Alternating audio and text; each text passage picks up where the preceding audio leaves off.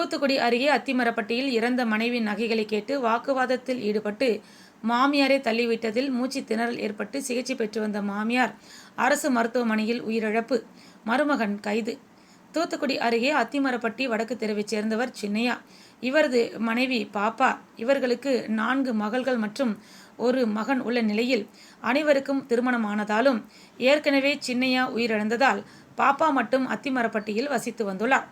கடந்த 5 வருடங்களுக்கு முன்பு பாப்பாவின் 4வது மகள் சுப்புராணி கணவரை பிரிந்து வாழ்ந்து வந்த நிலையில் அதேபோல மனைவியை பிரிந்து வாழ்ந்து வந்த முத்தையாபுரம் ராஜீவ் நகரைச் சேர்ந்த ஓட்டுநரான லிங்கத்துரை என்பவருக்கு 2ஆம் தரமாக திருமணம் நடைபெற்றுள்ளது.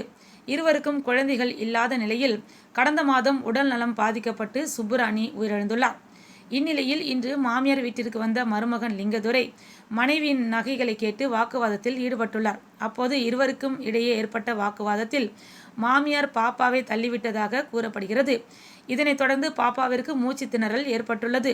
தொடர்ந்து அருகில் இருந்தவர்கள் அவரது அலறல் சத்தம் கேட்டு ஓடோடி வந்து அவரை 108 ஆம்புலன்ஸ் மூலம் தூத்துக்குடி அரசு மருத்துவக் கல்லூரி மருத்துவமனைக்கு அனுப்பி வைத்தனர். அங்கு சிகிச்சை பலனின்றி பாப்பா உயிரிழந்தார்.